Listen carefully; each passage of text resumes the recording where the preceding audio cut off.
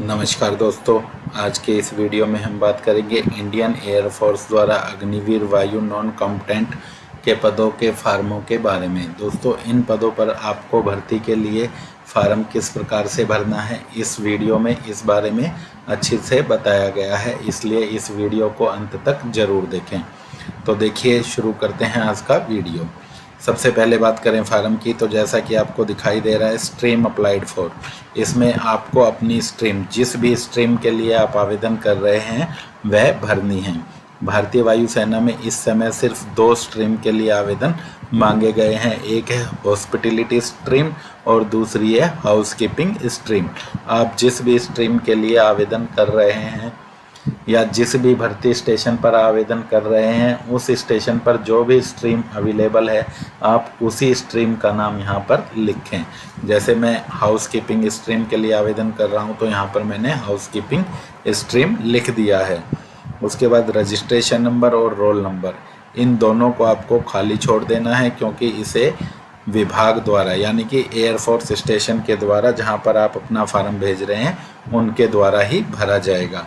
उसके बाद बात करें कॉलम नंबर 1 की, तो इसमें आपको अपना नाम अंग्रेज़ी के बड़े अक्षरों में लिखना है। उसके बाद 1B में आपको अपने आधार कार्ड का नंबर लिख देना है।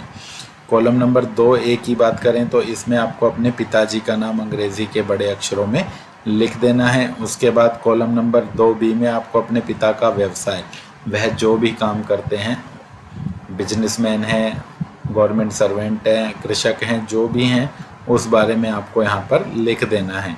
कॉलम नंबर 2C में आपको अपनी मदर का नाम लिखना है। दोस्तों, ध्यान रहे यह सभी प्रविष्टियाँ यानी आपको अपना नाम, पिता का नाम, अपना आधार कार्ड नंबर, अपनी डेट ऑफ बर्थ, यह सभी आपको 10वीं के अंक तालिका में जैसी भी आपकी लिखी हुई है उसी के अनुसार आपको यहाँ पर लिखनी है। और ध्यान यह भी रखना है कि ये सब कॉलम आपको अंग्रेज़ी के बड़े अक्षरों में ही भरने हैं। उसके बाद बात करें तो यहाँ पर आपको अपना एक फ़ोटो चिपकाना है। दोस्तों, फ़ोटो चिपकाते समय आपको स्लेट पर अपना नाम लिखना है और फ़ोटो खिंचवाने की डेट भी लिखनी है। यह फ़ोटो चिपकाकर आपको इस प्रकार से अपना हस्ताक्षर इस फ़ोटो पर कर देना है कि वह आधा आपका फार्म पर आ जाए और आधा फ़ोटो पर चला जाए। उसके बाद बात करें कॉलम नंबर 3 की, तो कॉलम नंबर 3 में आपको अंकों में अपनी जन्मतिथि लिख देनी है। उसके बाद कॉलम नंबर 3A में ही आपको एज ऑन 25/10/2022 लिखकर अपनी आयु कितने साल और कितने महीने की पूरी हो चुकी है वह गणना करके लिख देना है। कॉलम नंबर 4 में सभी को नेशनैलिटी में इंडियन लिखना है। कॉलम नंबर 5 में सभी को मैरिटल स्टेटस में अनमैरिड ही लिखना है। और कॉलम नंबर 6 में बॉडी टैटू में सभी को नो ही लिखना है, यानी कि यह सभी इंडियन, अनमैरिड और नो जैसा आपको दिखाई दे रहा है इसी प्रकार ही लिखेंगे। कॉलम नंबर 7 में आपको अपना पूरा डाक का पता, अपनी ईमेल आईडी और मोबाइल नंबर लिख देना है। इसी तरह कॉलम नंबर 8 में आपको अपना पूरा स्थायी पता फिर से लिख देना है। कॉलम नंबर 9 की बात करें तो जिस भी बोर्ड से आपने 10वीं पास की है, सबसे पहले बॉक्स में 10वीं के सामने आपको जिस भी बोर्ड से आपने 10वीं पास की है वह भर देना है और सर्टिफिकेट नंबर में आपकी 10वीं का जो भी मार्कशीट नंबर है वह लिख देना है। यदि आप 10वीं के अलावा 12वीं पास हैं तो नीचे आपको 12वीं के बोर्ड का नाम और 12वीं के सर्टिफिकेट का नंबर भी लिख देना है। कॉलम नंबर 10 में आपको लैंग्वेज की बात करें तो एक लैंग्वेज आपको आवश्यक रूप से अंग्रेज़ी भरनी है। दूसरी लैंग्वेज यदि आपने हिंदी पढ़ी है 10वीं तक तो हिंदी, पंजाबी पढ़ी है तो पंजाबी, और कोई क्षेत्रीय भाषा जैसे उड़िया, मलयालम, तमिल, बंगाली, जो भी आपकी भाषा है वह आप लिख सकते हैं। कॉलम नंबर 11 में यदि आपको पिछली सेवा का कोई विवरण है तो वह आपको देना है। जैसे आप पहले कहीं पर काम कर चुके हैं तो उस पद का नाम आपको यहाँ पर लिख देना है। इसी तरह कॉलम नंबर 12 में यदि आप वर्तमान में कार्यरत हैं तो उस पद का नाम आपको यहाँ पर लिख देना है। यदि आप कार्यरत नहीं हैं तो फिर आप इस कॉलम में नो लिख सकते हैं। इसी तरह कॉलम नंबर 11 में भी यदि आपने पहले कोई काम नहीं किया है तो इसमें आप नॉट एप्लीकेबल या NA जैसा आपको दिखाई दे रहा है वैसा लिख सकते हैं। कॉलम नंबर 13 में यदि आप वायु सैनिक के पुत्र हैं तो आपको यहाँ पर अपने यस लिखना है और पिता के डिस्चार्ज सर्टिफिकेट या पेंशन ऑर्डर की प्रति आपको इस फार्म के साथ लगानी है। यदि आपके पिताजी एयरफोर्स से रिटायर नहीं है या एयरफोर्स में वर्तमान में कार्यरत नहीं है तो आपको यहाँ पर नो लिख देना है। इसके बाद यदि आपके पास अनुभव है तो वह अनुभव आपका कितने वर्ष और कितने माह का है वह उल्लेख आपको कॉलम नंबर 14 में करना है।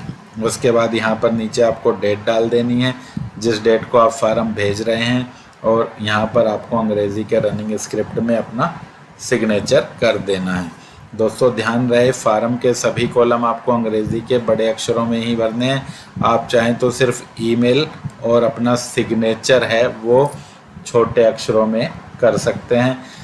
यदि आप चाहें तो अपना ईमेल भी कैपिटल लेटर में भर सकते हैं, लेकिन सिग्नेचर आपको कैपिटल लेटर में नहीं करने हैं, वह आपके रनिंग स्क्रिप्ट में ही होने चाहिए। इसके बाद सर्टिफिकेट बाय एप्लीकेंट में आपको डेट लिख देनी है और अपना सिग्नेचर यहाँ पर कर देना है। उसके बाद इसमें डिटेल ऑफ सर्टिफिकेट अटैच्ड में आपको सभी कॉलमों पर यस पर टिक कर देना है और नो को काट देना है, जैसा कि आपको दिखाई दे रहा है। इसके बाद यदि आपकी उम्र 18 साल से कम है तो यह कंसेंट फार्म आपके पिता के द्वारा आपको भरकर दिया जाएगा। यहाँ पर आपके पिता के हस्ताक्षर होंगे और नीचे तिथि लिखी जाएगी। इसी तरह सिग्नेचर ऑफ कैंडिडेट पर आपके हस्ताक्षर होंगे और तिथि लिखी जाएगी। आई के बाद आपको अपने पिता का नाम लिखना है और सन डिपेंडेंट के बाद आपको अपना नाम लिखना है। किंतु यदि आपकी उम्र 18 साल से ऊपर है तो फिर यह कंसेंट फार्म न भरकर आपको यह नीचे दिया गया कंसेंट फार्म भर लेना है, जिस पर आपके पिता के हस्ताक्षर की आवश्यकता आपको नहीं है। यहाँ पर आपको आई के बाद अपना नाम लिखना है और डेट में जिस भी तिथि को आप फार्म भेज रहे हैं वह तिथि, और सिग्नेचर ऑफ कैंडिडेट में आपको अपना हस्ताक्षर कर देना है। 18 वर्ष से ऊपर की आयु के बच्चे तो कंसेंट सर्टिफिकेट बाय कैंडिडेट को भरेंगे और 18 साल से कम वाले कंसेंट सर्टिफिकेट बाय पेरेंट्स भरेंगे। ठीक है। इसके बाद certificate by chief administration officer, यह आपको नहीं भरना है। एडमिट कार्ड की बात करें तो एडमिट कार्ड में जिस भी स्ट्रीम के लिए आप अप्लाई कर रहे हैं उसका नाम लिख देना है। कॉलम नंबर 1 में आपको अपना नाम, कॉलम नंबर 2 में आपको अपना आधार कार्ड नंबर, कॉलम नंबर 3 में आपको अपने पिता का नाम और कॉलम नंबर 4 में आपको अपना पता लिख देना है और एक फ़ोटो चिपका कर इस पर अपना हस्ताक्षर कर देना है। इसके अलावा 5-6 नंबर कॉलम या नीचे डेट और सिग्नेचर पे आपको कुछ भी नहीं करना है, यह सब आपको खाली छोड़ देना है। लिफाफे की बात करें तो जिस लिफाफे में आप आवेदन डालकर भेजेंगे उस लिफाफे पर आपको अग्निवीर वायु नॉन कॉम्पैटेंट इनटेक 1/2022 लिखना है। ध्यान रहे, आवेदन आपको केवल साधारण डाक के माध्यम से ही भेजना है। जिस भी एयरफोर्स स्टेशन के पते पर आप आवेदन भेज रहे हैं उसका पता बीच में स्पष्ट रूप से लिख दें और इस लिफाफे पर 10 या 15 रुपए का आप डाक टिकट लगा दें। इसी लिफाफे पर नीचे आपको फॉर्म में अपना एड्रेस भी लिख देना है। इसके अलावा जो स्वयं का पता आपको लिफाफा भेजना है उस पर आपको 10 रुपए का टिकट लगाना है और बीच में लिफाफे पर स्पष्ट रूप से अपना पूरा डाक का पता भी लिख देना है।